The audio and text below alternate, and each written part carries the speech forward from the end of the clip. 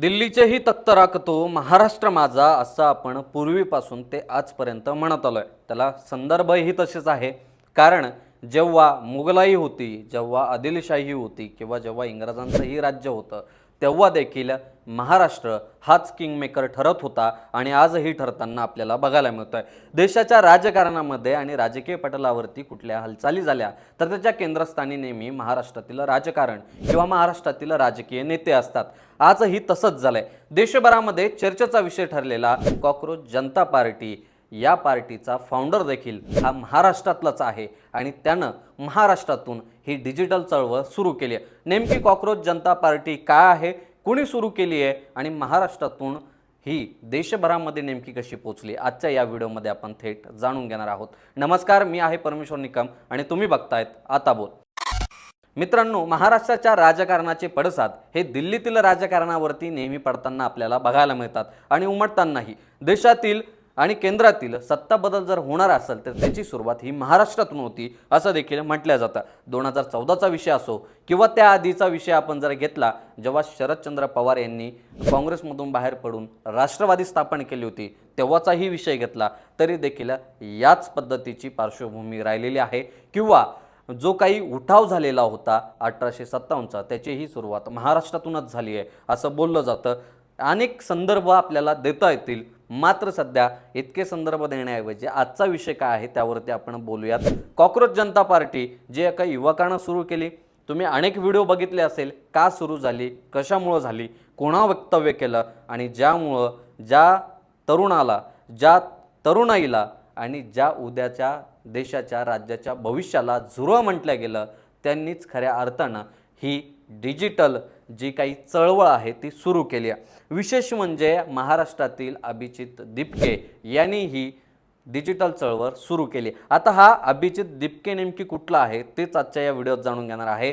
महाराष्ट्रातील सुतुकपिंपरी तालुका जिल्हा हिंगोली या ठिकाणचा हा तरुण आहे। खरं तर आपण जर बघितलं तर हिंगोली महाराष्ट्रातील अतिशय मागासलेला जिल्हा समजला जातो, ज्या ठिकाणी अजूनही तितका मोठ्या प्रमाणात विकास झालेला नाही आहे जो विकास होणं अपेक्षित होता। बेरोजगारीचं प्रमाण देखील आपण बघितलं तर त्या ठिकाणी असल्याचं आपल्याला बघायला मिळतं आहे। विशेष म्हणजे मराठवाडा, विदर्भ हा महाराष्ट्रातील विकासाच्या दृष्टिकोनातून आजही मागासलेला समजला जातो।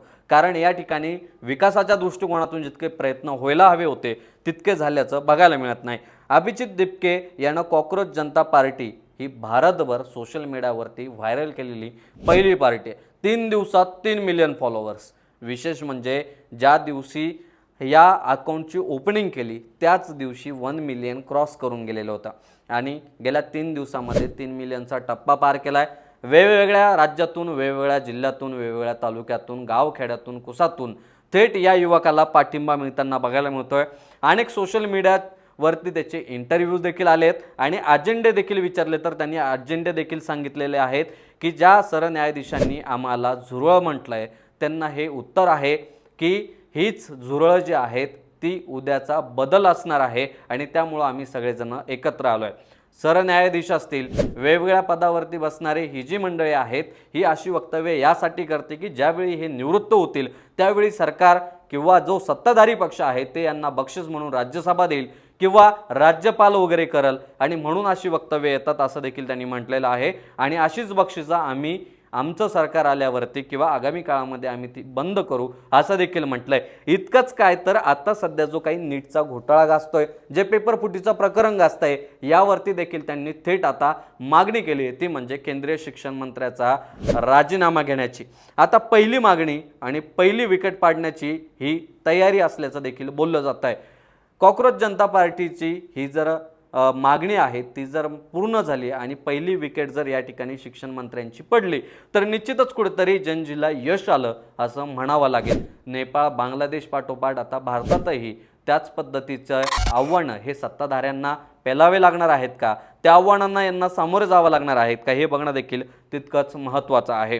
15 मे 2026 रोजी भारताचे सरन्यायाधीश CJI सूर्यकांत यांनी बेरोजगार तरुणांची तुलना कथितपणे कॉकरोच आणि परजीवी यांच्याशी केल्यामुळे एक वाद निर्माण झाला होता। त्यानंतर वेगवेगळ्या जे काही ब्लॉगर असतील किंवा पत्रकार असतील यांनी आपल्या प्रतिक्रिया ज्या आहेत त्या सोशल मीडियावरती दिल्या होत्या आणि त्या व्हायरलही देखील झाल्या होत्या। विशेष म्हणजे या सगळ्या गोष्टी घडत असताना मात्र महाराष्ट्रातील हिंगोली जिल्ह्यातील एका तरुणाच्या डोक्यामध्ये एक कल्पना येते आणि त्या कल्पनेला तो सत्यात उतरवतो आणि विशेष म्हणजे देशभरातून मोठ्या प्रमाणामध्ये याला पाठिंबा देखील मिळतो। हा वाढता पाठिंबा आपण नेमकीच आगामी काळातील बदलाचे जे आहेत त्या नांदी ठरू शकतात असं म्हणू शकतो। जनजी जी आहेत ती अतिशय त्रस्त असल्याचं या निमित्तानं आपल्याला बघायला मिळतं।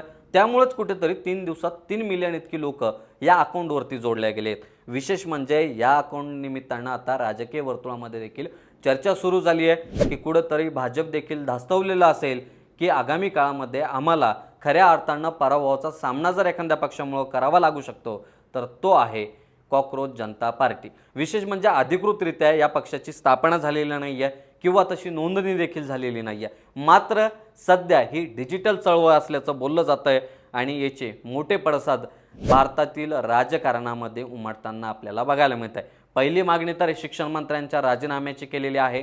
केंद्रीय शिक्षण मंत्री आता राजीनामा देणार का हे बघणं देखील तितकंच महत्त्वाचं ठरणार आहे। जनजी या संदर्भामध्ये काय नेमकी विचार करते, या प्रकरणाला किती उचलून धरते हे बघणं देखील तितकंच महत्त्वाचं ठरणार आहे। कारण नीट सारखी जी काही परीक्षा आहे, जे पेपर फुटलेले आहेत, खरं तर हे अनेक युवकांचं भविष्य होतं, ज्या भविष्यावरती गदा आणण्याचं काम या राजकारण्यांनी आणि काही या ठिकाणी शिक्षण संस्था चालक असतील, क्लासेसवाले असतील किंवा काही या शिक्षण क्षेत्रामध्ये जे मगरमच्छ बनून राहिलेले लोक आहेत यांनी केल्याचं आपल्याला बघायला मिळत आहे। मात्र जनजी या सगळ्या गोष्टींकडे नेमकी कसं बघते हे बघणं देखील तितकंच महत्त्वाचं ठरणार आहे आणि आगामी काळातील राजकारणामध्ये कॉकरोच जनता पार्टी हा टर्निंग पॉईंट ठरणार का, खरंच राजकारणामध्ये ही पार्टी सक्रिय होणार का हे बघणं देखील तितकंच महत्त्वाचं ठरणार आहे। सध्या तरी सोशल मीडियावरती सुरू असलेलं हे एक आंदोलन आहे, हे आंदोलन जनआंदोलनाच्या स्वरूपात बदलणार का, अशा अनेक शक्यता या ठिकाणी वर्तवल्या जात आहेत आणि याची उत्तरं जी आहेत ती आगामी काळामध्ये नक्कीच आपल्याला मिळतील हे देखील आपण या ठिकाणी अपेक्षा करू शकतो। वेळ झाली थांबण्याची, थांबूया तिथं। धन्यवाद।